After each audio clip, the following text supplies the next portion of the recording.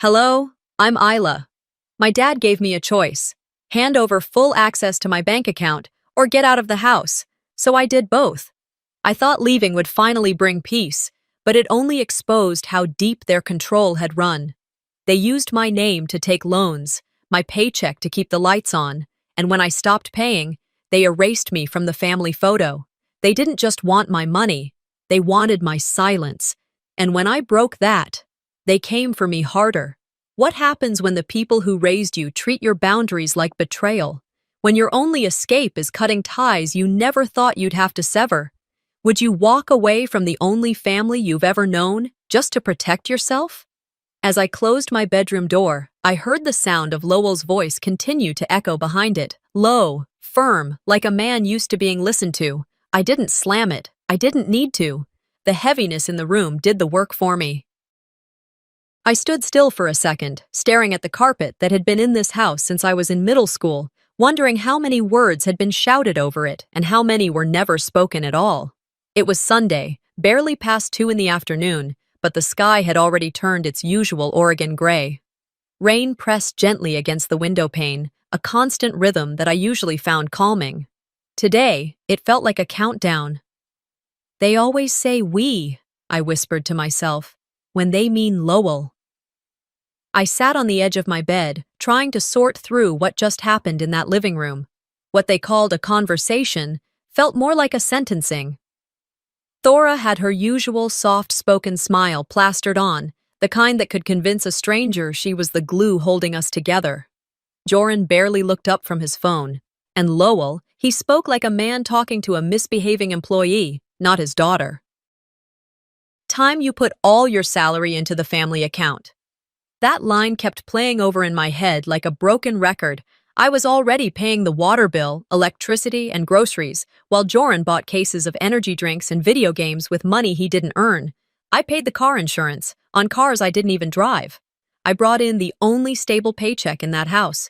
But now, that wasn't enough. Now they wanted the rest. The thing is, they didn't just want the money. They wanted control. They always had. When I was 20 and got my first job at the local clinic, Lowell said it was cute that I wanted to pay for my own cell phone. When I turned 25 and tried to move out, Thora cried and said, "But this house is your home, sweetheart." Joran told me I'd regret it, said I was abandoning the family. So I stayed. I stayed and paid and stayed some more. And now, at 31 apparently, I still hadn't done enough. I stood up, walked slowly over to my small desk in the corner, and opened the drawer where I kept a manila folder of receipts, bills, and bank statements. I didn't need proof for them, but I needed it for me. I needed to see it on paper. I had been supporting this house for years.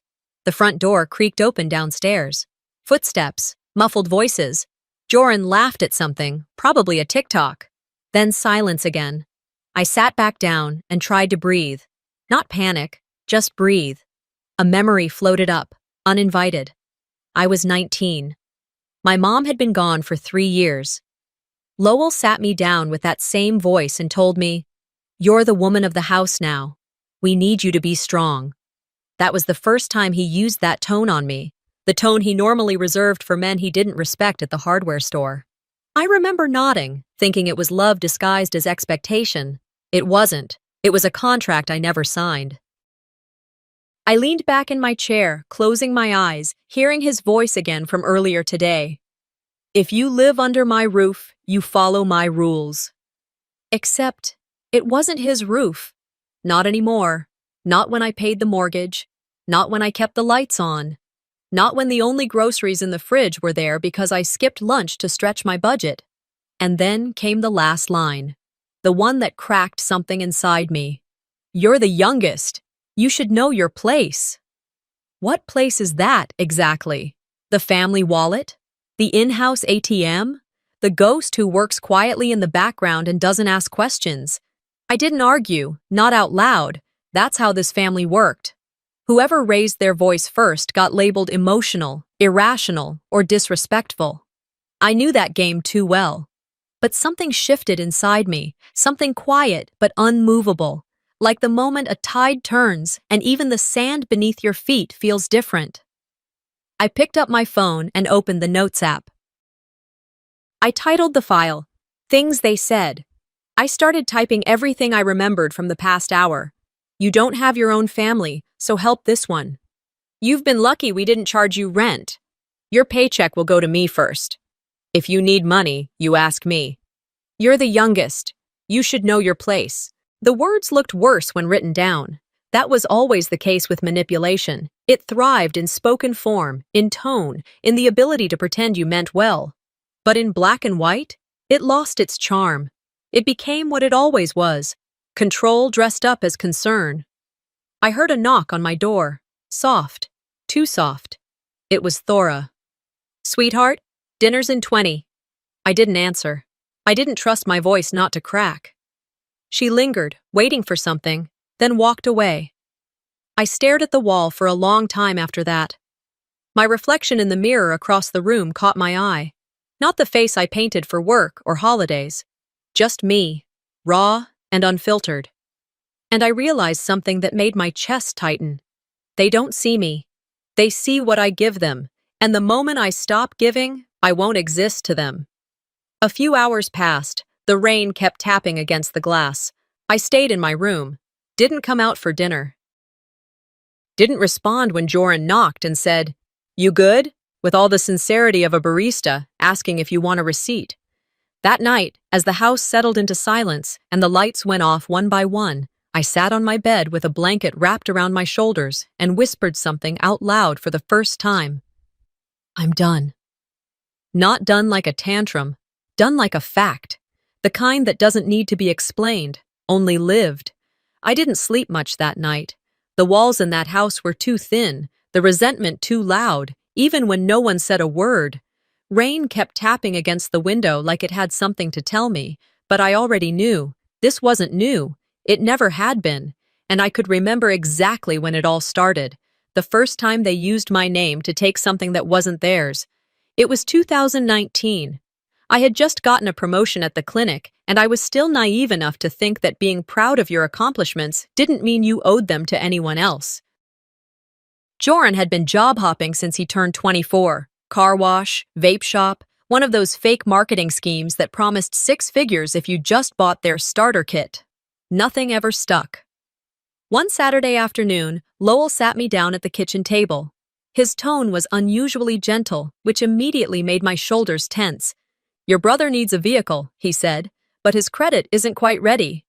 He's still getting things in order. I looked at Joran, who was standing behind him, arms crossed like a teenager sent to the principal's office. Thora was already in motion, pouring coffee, laying out store flyers with SUV lease specials, as if the decision had already been made. You're the only one with a steady credit line, Isla, she added sweetly. It'd be in your name, but we'll make all the payments. It's just a stepping stone to get him moving forward. I said I'd think about it. By Tuesday, the paperwork had been sent to my email. Back then, I thought saying yes meant being helpful, supportive. That if I helped Joran get on his feet, things in the house might balance out. Maybe he'd start contributing. Maybe I'd be respected. Instead, I signed a 5-year auto loan in my name for a car I'd never touch, and within 3 months, the payments started skipping. At first, I assumed it was an oversight. I followed up. Thora said, "Oh, honey, I thought he set that up already." Then Joran said his debit card had expired. Then Lowell said, "It's just temporary. You make good money. Just spot him this once." I spotted him. Again. And again. I was 2 years into paying that loan when I found out the car wasn't even in my name anymore. Joran had quietly transferred the title to his girlfriend, said it made sense for insurance. No one told me. I found out when a letter from the DMV came to the house, and my name wasn't on it. When I confronted him, he rolled his eyes and said, "Why do you care?" It's not like you were using it. And Lowell? He looked at me and said, "You're making this a bigger deal than it is. Family handles things internally." I remember standing there in the hallway, holding the envelope, thinking, they didn't just take my money. They took my name and erased it. That was the beginning of a new kind of silence in me. But I wasn't done learning. In 2020, just as the pandemic was shifting how we all lived and worked, Lowell mentioned that the house, Our house needed work. The roof had a leak. The plumbing was ancient. There were cracks along the foundation. "We need to invest in this place if we're all going to make it through," he said. He didn't say it directly, but the look in his eyes was a familiar one. "You'll handle this, won't you?" I had a small savings then. Money I'd set aside hoping to maybe rent my own place within a year or two. I hesitated. Then Thora said, "Think of it this way. It's still your home. You're investing in your future, Isla." So I pulled from my account and paid nearly $12,000 across a few months, contractors, permits, material costs.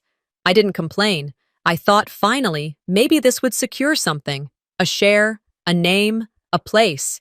2 seasons passed, spring into summer. Then one afternoon, a stray bill was delivered in my name, and attached to it by mistake was a copy of the updated deed. It listed 3 names: Lowell, Thora, Joran. Mine wasn't on it. I stared at that paper for a long time, as if my name might magically appear if I blinked enough.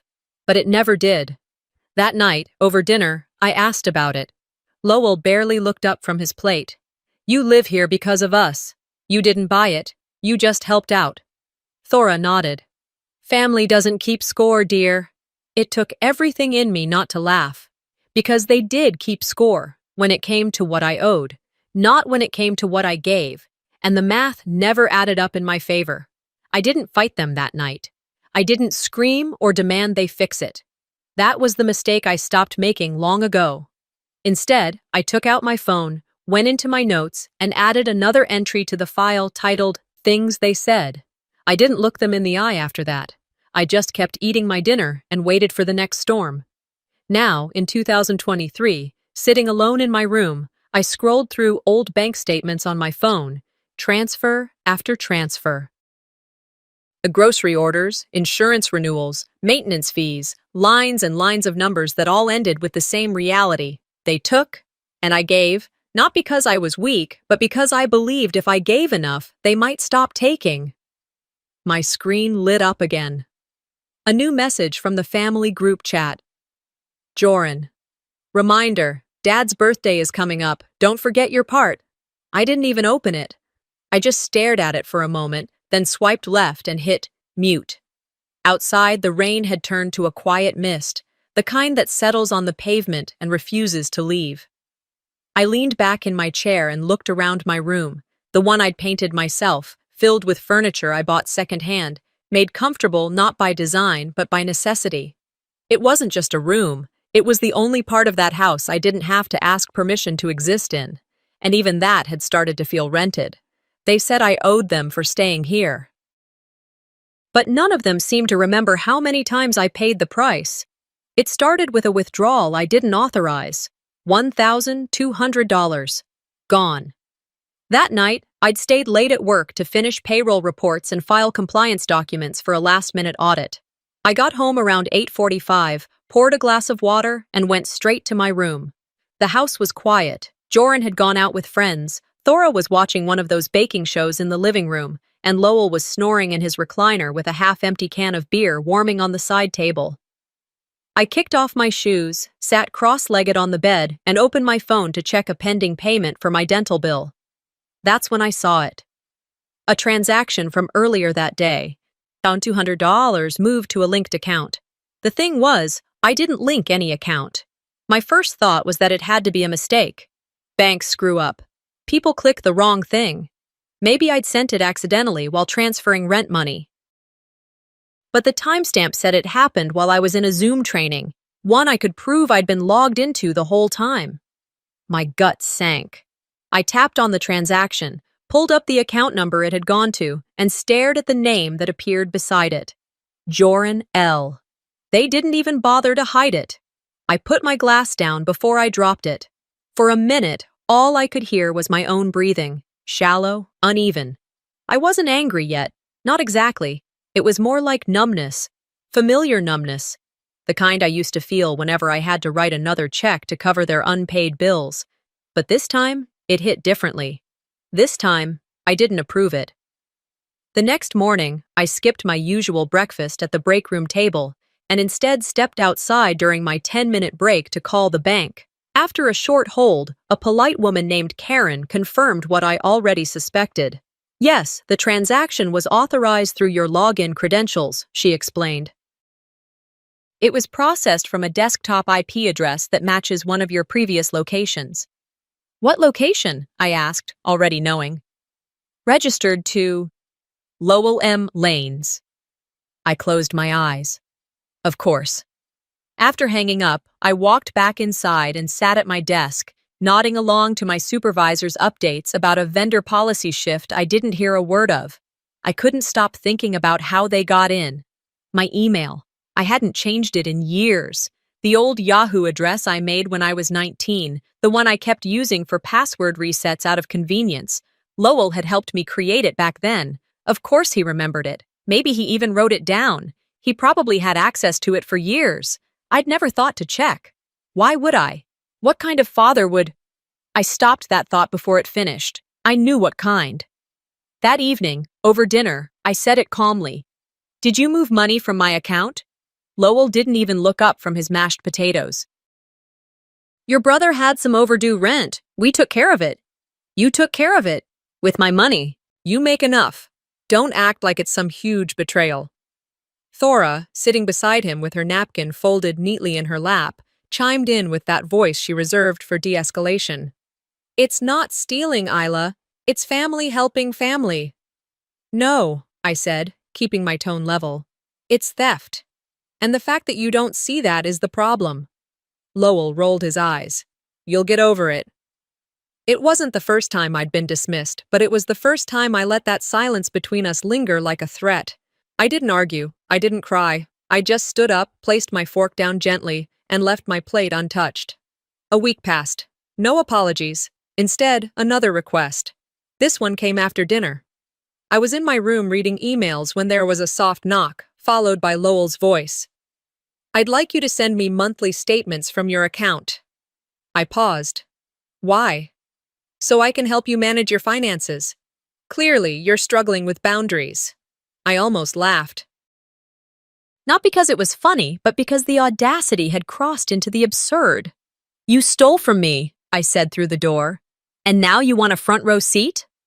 This isn't stealing, he said. It's structure. Structure. A fancy word for control. Thora tried again later. She brought me a cup of tea, knocked gently, and said, Your father's trying to keep things from getting worse. Worse? For whom? I thanked her for the tea and didn't drink it. That night, I stayed up until 2 a.m. I wasn't restless. I was focused. I made a list of every account connected to my old email and changed the recovery settings one by one. Passwords became long strings of nonsense with symbols, numbers, and uppercase chaos. I enabled two-factor authentication and deleted the old email completely. Then I opened a folder on my desktop and named it, just in case. Inside, I started dropping screenshots, bank statements, that $1,200 transfer, texts from Joran hinting at financial troubles, a copy of the auto loan, the repair invoices I'd paid for the house. I wasn't sure where I'd take it all, but I was done living in a world where I couldn't prove the truth. They'd always controlled the narrative. She's emotional. She overreacts. She makes everything about her. Not this time. The next morning, I skipped breakfast again and left earlier than usual. On the way to work, I stopped by a coffee shop near downtown and sat in a booth in the corner, sipping slowly as I opened my laptop. There was something about doing this outside the house that felt right. Safer, clearer. I emailed myself backups of the folder. Then I emailed a trusted friend at work, a quiet woman named Delphine who had been my manager years ago, now in HR. She was one of the only people who'd ever pulled me aside and said, You don't owe your family your life just because they fed you when you were 5. In the email, I didn't ask for anything. I just wrote, For safekeeping, please don't open unless I tell you to. She replied within 5 minutes. Got it. It's safe with me. On the ride home that evening, I watched the streets pass by in a blur. My fingers clenched around the steering wheel, but not in fear, in control. For the first time, I wasn't reacting, I was preparing. By Thursday evening, the air in the house had changed. You could feel it in the way everyone moved, like we were orbiting something unspoken, something heavy. Not a storm exactly, something slower, like a leak that was about to rot the floorboards underneath us. Lowell waited until after dinner to make his move. I'd just finished loading the dishwasher and was about to slip away to my room when he cleared his throat. "Isla," he said, "come sit down. We need to finish our talk."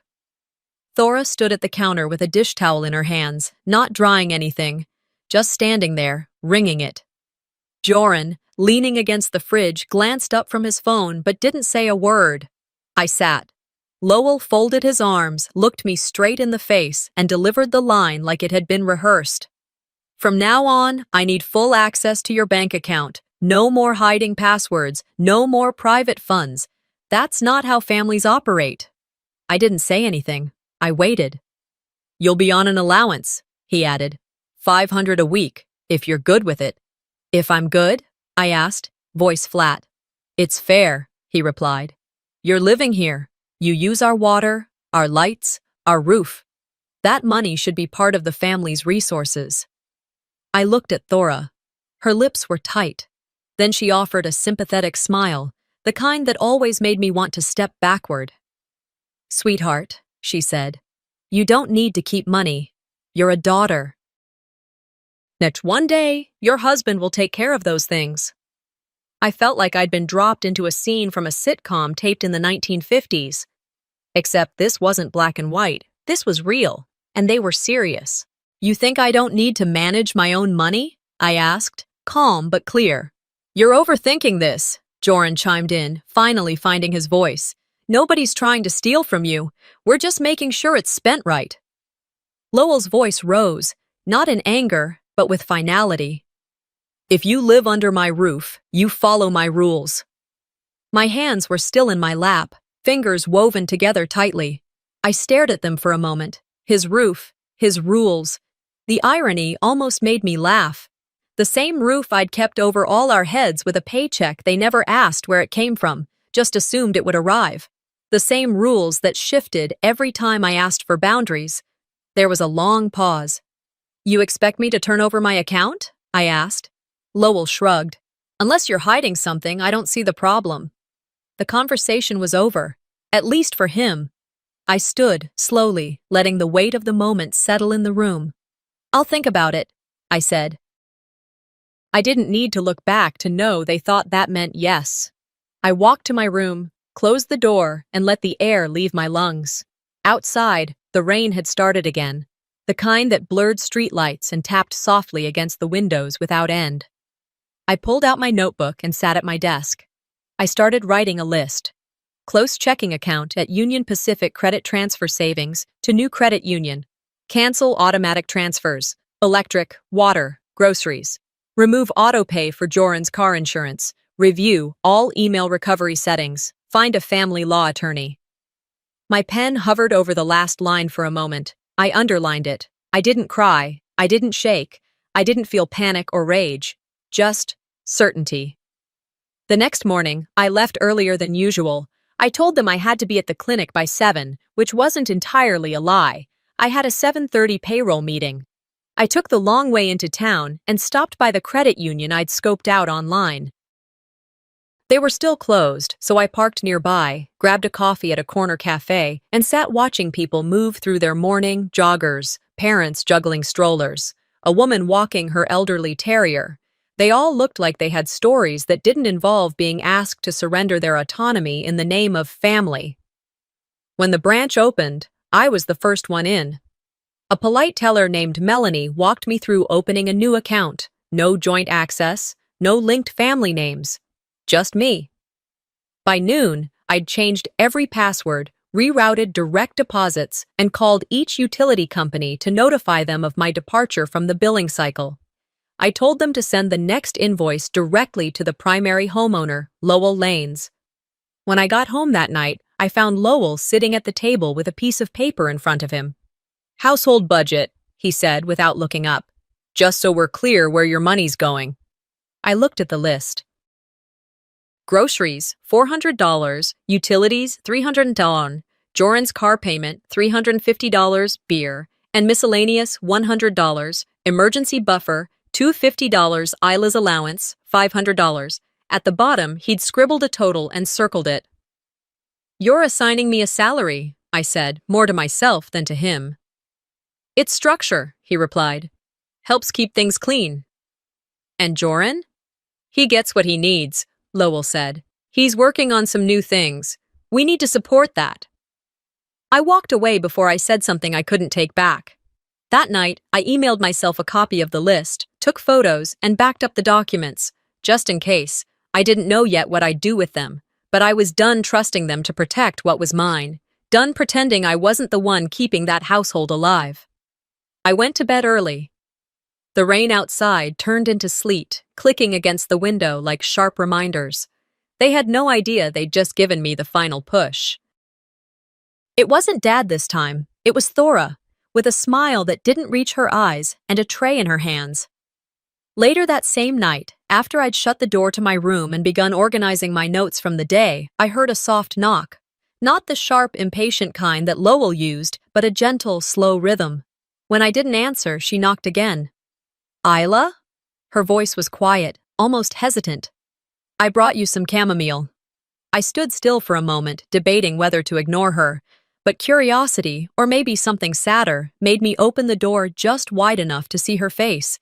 She was holding a steaming mug, her eyes glassy like she was rehearsing concern. "I figured you might need something warm tonight," she said. "Your father can be firm, but he means well."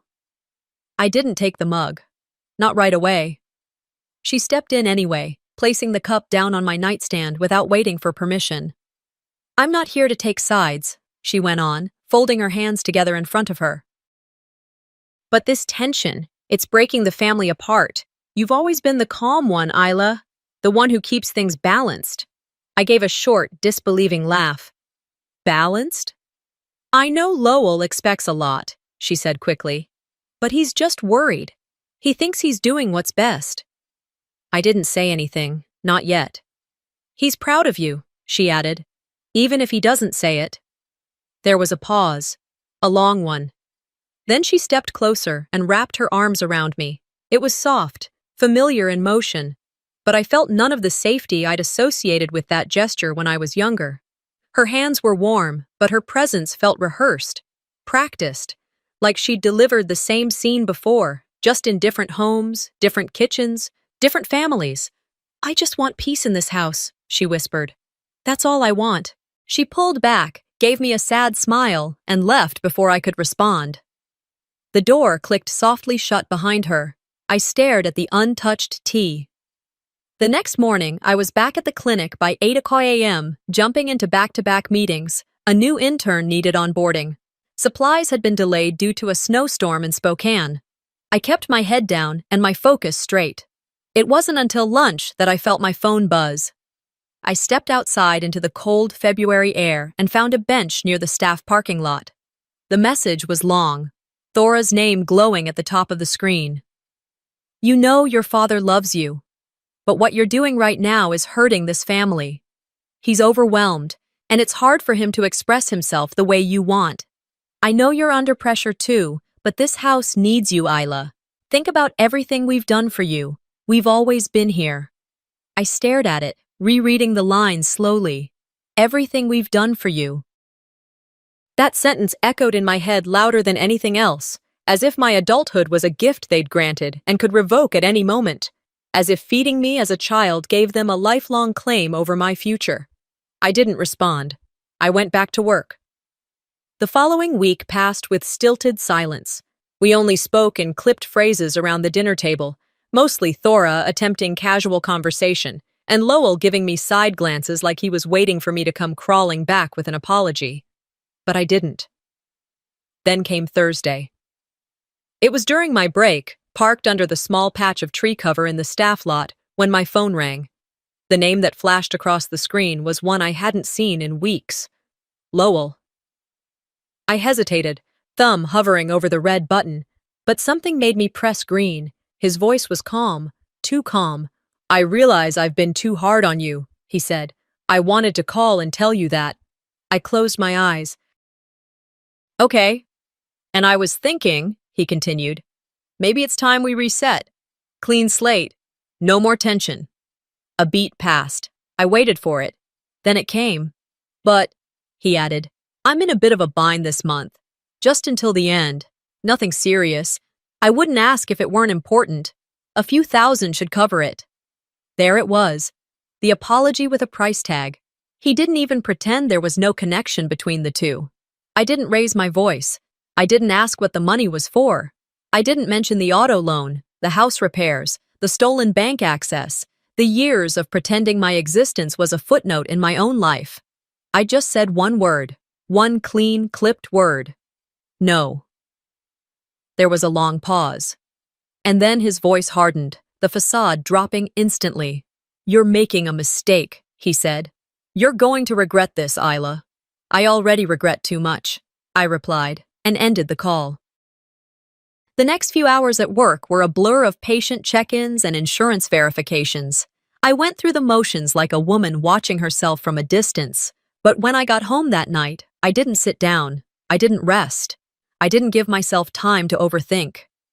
I pulled open the drawer of my desk, took out the folder I'd been adding to since that night weeks ago, and laid everything across the bed. Bank statements, transfer receipts, the auto loan contract, screenshots of Thora's message, a printed copy of the text from Lowell asking for more. I opened a fresh notepad and began writing. Date, amount, purpose, outcome. Every line of support I'd given them, every time they said thank you without meaning it, or didn't say it at all, every dollar, every favor, every silent sacrifice. I wasn't doing this for revenge, not really. I was doing it because I was tired of being edited out of the story they told themselves about who held this family together. They wanted a scapegoat, a reliable resource, an obedient daughter. They had all that, until now. I closed the folder just before midnight, my hands steady, my thoughts quieter than they had been in years. They thought my silence was compliance. They were wrong. The first step was simple: turn off every pipeline they'd been drinking from. The night after that final call with Lowell, I sat at my desk long after everyone else in the house had gone to sleep. I'd heard Joran's door close earlier, followed by the low hum of his gaming headset bleeding through the wall. Downstairs, the television had fallen silent, likely after Thora convinced Lowell to switch it off and rest his nerves, but I stayed up, not out of rage, but clarity. My laptop glowed against the dark as I pulled up the list I'd been working on quietly for the past month. First, I logged into my online banking and canceled every automatic payment linked to the house. Electricity, water, garbage, internet, the family Netflix account, I disconnected them all. Then I opened the insurance portal and removed myself as a co-payer on Joran's car. He was 34 and yet somehow still leaned on me for everything from gas to inspections. Not anymore. By the time the clock read 2:13 a.m., I'd completed a clean financial severance. I backed up the confirmation emails and stored the PDF receipts in the just-in-case folder on my encrypted cloud account. I sat back, rolled my shoulders, and exhaled. It wasn't revenge. It was reclamation. The following morning, I left early for work, grabbing a coffee on the way in and skipping breakfast at home. I didn't feel like seeing any of their faces before the fallout began. Sure enough, the first crack came 2 days later. It was just after 5 in the evening when I walked in from a long shift. The house was oddly quiet, no blaring game from Joran's room, no kitchen chatter from Thora. Instead, I heard her voice sharp and frustrated, echoing from the hallway. I don't know why it's showing as unpaid, she said. I already told you we have a card on file. I passed her in the dining room where she sat with her cell phone pressed to her ear and a stack of unopened mail beside her. She didn't look at me. By 7 o'clock, the power cut out. At first, I thought it might be a neighborhood outage, but when I looked outside, the streetlights were glowing. The neighbors' windows were lit. It was just us. 15 minutes later, I lit a candle in my room and sat on the bed, waiting. At exactly 7:21 p.m., my bedroom door flew open. You didn't pay the damn bill? Joran stood there, face red and voice loud, waving a flashlight in his hand. What the hell is going on, Isla? I stayed seated, calm. Ask Dad, I replied. What does he have to do with it? Everything, I said, and turned back to my notes. He stood there for another second, like he wasn't sure whether to scream or laugh, then slammed the door. Later that week, I took a personal day and scheduled a meeting with Allison Chan, a local attorney recommended by one of the nurses at the clinic. Her office was tucked in a small building near downtown Eugene, across from an old bakery I used to visit with Mom before she passed. Allison greeted me with a firm handshake, her manner calm but direct. She looked through the stack of paperwork I'd brought, bank statements, account screenshots, car loan records, copies of utility payments, and the incident with the unauthorized withdrawal. This isn't just poor communication, she said after 10 minutes of scanning. This is financial abuse. I nodded, my hands clasped tightly in my lap. Can we do something? Absolutely, she said, already pulling a yellow legal pad closer. We'll start with unauthorized access, then add breach of agreement regarding the car loan. We'll request restitution for utilities and the home repairs you covered. It'll take some time, but you have a very strong case, Isla. Hearing her say that did something to my chest. Like something locked inside me finally exhaled. By the end of the hour, we'd outlined the formal complaint and scheduled a date to file. I walked out of that office holding a manila folder full of possibilities. Later that night, I came home to find Lowell at the kitchen table. He was holding a beer but hadn't taken a sip. When he looked up and saw me with the folder in my hand, his face changed. You went to a lawyer? He asked, voice already rising. I placed the folder on the counter and met his eyes. You told me to give you access or get out, I said. I'm choosing a third option. You face the consequences. His face flushed deeper. For a moment I thought he might throw something, but Thora walked in just then, holding her phone, and the moment broke. You ungrateful little— No, I cut him off. Don't start. You don't get to control this anymore. I left him sitting there and went straight to my room. 3 days later, a certified envelope was dropped on our porch. I'd been watching through the window when the mail carrier pulled up. I waited, sipping coffee, as Lowell walked out in his robe and picked it up.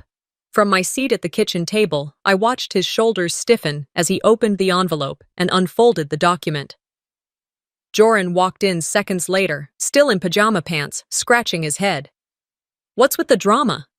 Lowell didn't answer. Thora stepped in behind him, reaching for the paper. What the hell is this? Joran asked again. Lowell turned slowly, the letter trembling slightly in his hand. Isla, what did you do? I stood and walked to the sink, rinsed my cup. I protected what's mine, I said over my shoulder. No yelling, no threats, just truth. The rest of the evening passed in silence. Even Joran stayed in his room. Thora cooked dinner, but didn't say a word when I passed through the kitchen. The shift had begun. They knew. The leech had lost its vein. The quiet didn't last, not even a full week. I should have known it wouldn't. It was late February, still cold but with hints of spring trying to push through. Daffodils had started appearing near the mailboxes outside my office building, and the sun had managed to stay up past 5 for once. I was sitting in the break room, sipping lukewarm coffee from a paper cup, scrolling through my phone while waiting for a staff meeting to begin. Then I saw it. Joran's wedding photos. I didn't even know he was engaged. The post came from someone I didn't recognize, his new wife's cousin, maybe, tagged with all the appropriate hashtags. Hashtag forever starts now. Hashtag family first. Hashtag blessed. The captions were overdone, but the photos were what made my stomach tighten. There they were, the entire family, standing in front of a small chapel, all smiles and posed hands. Except one, a young woman stood where I would have stood if I'd been invited. Same height, similar hair color, but it wasn't me. And then I saw the arm. A cropped, familiar arm. It was mine, from an old family photo I'd taken with Mom and Joran years ago. They had cut and pasted my arm into the edge of the group, using it like scenery, like filler. They'd erased me without fully erasing me. I put my phone down. That was the kind of petty I wasn't prepared for, even after everything. Not 10 minutes later, the family group chat lit up. Lowell, you chose to leave. You chose to miss this. Thora, family shows up when it matters, Isla. Joran, don't expect to be part of anything from now on. I didn't respond. Instead, I turned my phone off and walked outside for air. The wind stung my cheeks, but it helped clear the wave of heat rushing to my face. I leaned against the railing near the parking lot and stared out across the street, watching people go in and out of a bakery, laughing, ordering coffee, living lives that didn't involve emotional blackmail or weaponized silence. The texts didn't stop. Over the next few days, they came in waves. We need to talk. This is still your family. Your dad's not well. Do the right thing. I'm sorry for how things went. Let's move forward if you'll help us out. Each message sounded almost reasonable on the surface, but I knew what they were. Not invitations, not apologies, hooks, bait. They didn't want me back. They wanted access again, to my income, to my silence. I muted the group chat. Then I blocked Joran's number. I opened my laptop that night and set up email filters to automatically archive anything from Lowell or Thora. Not delete, just hide, just enough space for my brain to breathe. That same night, I lay in bed and scrolled through old text threads. Not just recent ones, but conversations from the past year. Birthdays, holidays, moments I'd paid for dinner or groceries or gifts, and gotten a short TXX in response, maybe not even that. And the patterns were undeniable. Every text they sent me started or ended with a need. Can you cover this? Can you drive him there? Can you front this until Friday? We'll pay you back. They never did. My thumb hovered over the delete button, and then I pressed it. Thread after thread, I cleared them all. I didn't cry. I didn't feel sad. I felt clean. The weight of all that passive manipulation, gone in a few swipes. That weekend, while folding laundry in my room, I took one last step. I sent a final message, just one line, to Lowell. Don't text me again. I'm not coming back. No explanations, no list of reasons, just the truth. I pressed send, set my phone face down on the desk, and stood quietly for a moment, letting the stillness settle around me like armor. For once, silence felt like power, not punishment. But peace, I learned quickly, was temporary. 2 days later, I got a call from a blocked number. I let it go to voicemail, then another, then a third. The fourth time, curiosity got the better of me. I picked up, expecting some robocall or spam about car warranties. Instead, I heard a voice I hadn't expected. Miss Lanes, this is Officer Bradford with the Eugene PD. We're reaching out in response to a report filed regarding alleged financial misconduct. Would you be available for a voluntary statement sometime this week? My pulse jumped. They're filing something against me? I asked, my voice calm but tight. I can't disclose case details, he replied. We're just gathering information. I agreed to a meeting the next day and hung up. The minute I did, I knew. This was them, trying to flip the script, trying to make me look like the villain for finally standing up for myself. I pulled out the folder I'd created months ago and added the new notes. I printed the text history with Lowell, the loan agreements, the photos. I even added screenshots of the wedding post, because if they could erase me from a photo, they could sure as hell try to rewrite the narrative in a courtroom. I met with Allison again, and she was unshaken. This is what abusers do when they lose control, she said. They lash out. You've got receipts, Isla. We're not backing down. That night, I stood in front of the mirror for a long time. Not to check my appearance, just to look. To see the woman who had been picked apart, minimized, used, and who was still standing, still fighting, still free. The quiet didn't last, not because they made noise, but because I had one last move to make. And this one wasn't about cutting ties or blocking phone numbers. It was about ending it, for good. A week after the fallout from their failed attempt to flip the narrative against me, I got the letter in the mail. Cream-colored envelope. My name printed in bold black font. Inside was the official court hearing date for the case we'd filed, restitution for the stolen funds, breach of loan agreement, and reimbursement for utilities and home repair costs. March 9th, 9 o'clock a.m., Lane County Courthouse. I didn't feel nervous, not even a little. And the night before the hearing, I couldn't sleep, but it wasn't anxiety, it was clarity. I sat on the floor in my apartment surrounded by boxes still half unpacked from the move. I had relocated to Salem 2 weeks earlier. Just me, a few pieces of furniture, and the potted plant I'd bought on the day I picked up my new keys.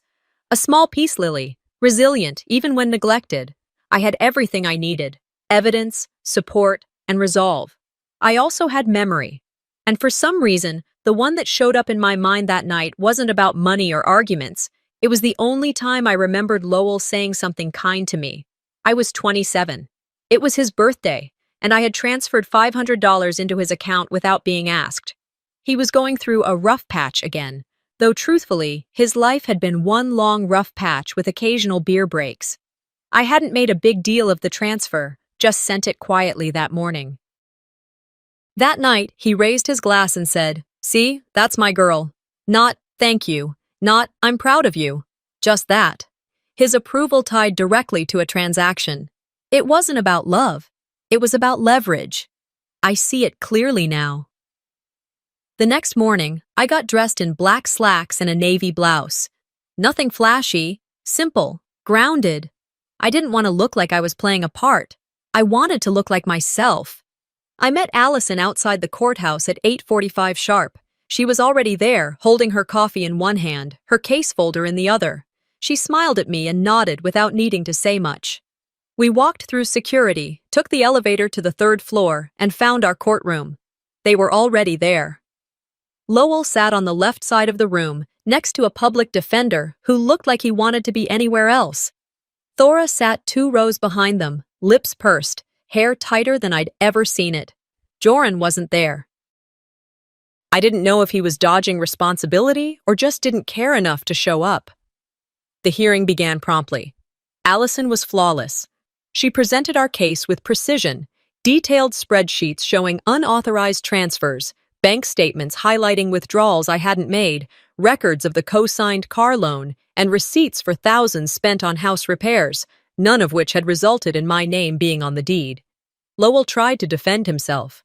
"She lived under my roof rent-free," he said. "We're family. That's what family does. Shares." Allison didn't flinch. "She paid for that roof," she replied. "And for the water, the electricity, the groceries, and the car that's now registered to someone else. Family doesn't mean financial servitude." The judge, a woman in her 60s with silver hair and a demeanor that tolerated zero nonsense, listened closely, asked thoughtful questions, and then called for a short recess. We stepped into the hallway. "Worst case?" I asked Allison. "Small restitution, no damages," she said. "Best case, he gets the full financial hit and a formal injunction." We went back in. The judge read her decision clearly, calmly. Full repayment of the car loan balance to Isla Lanes. Reimbursement for $12,300 in unauthorized account withdrawals. $8,400 for utility and home repair costs, proven by documentation. Court and legal fees paid by the defendant. A binding injunction preventing Lowell Naya Nama's Lanes from accessing or attempting to access any of Isla's financial accounts in the future. I didn't cry. I didn't smile. I didn't even exhale. I just stood there and absorbed the sound of a door finally, irrevocably, closing. As we walked out of the courtroom, Lowell called my name once, just once. I didn't stop. Outside, the sky was pale blue with streaks of soft clouds.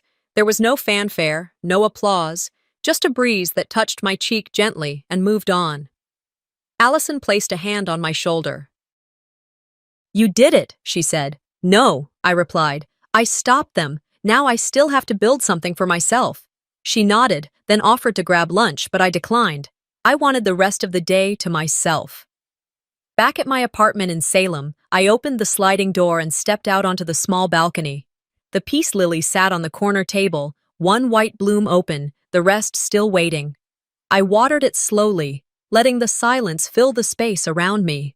There was no debt left, not financial, not emotional, not even imaginary.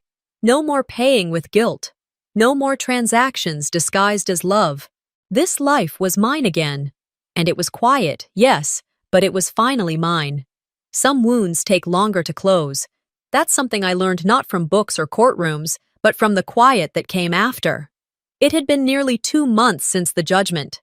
I'd paid the last of the moving costs, changed my mailing address, and stopped checking the old family group chat. Though truth be told, I'd stopped feeling the urge to even glance. The legal case had been handled, the paperwork was done, and the last direct deposit from my job landed safely into an account only I had access to. But healing wasn't in the silence, it was in what came next.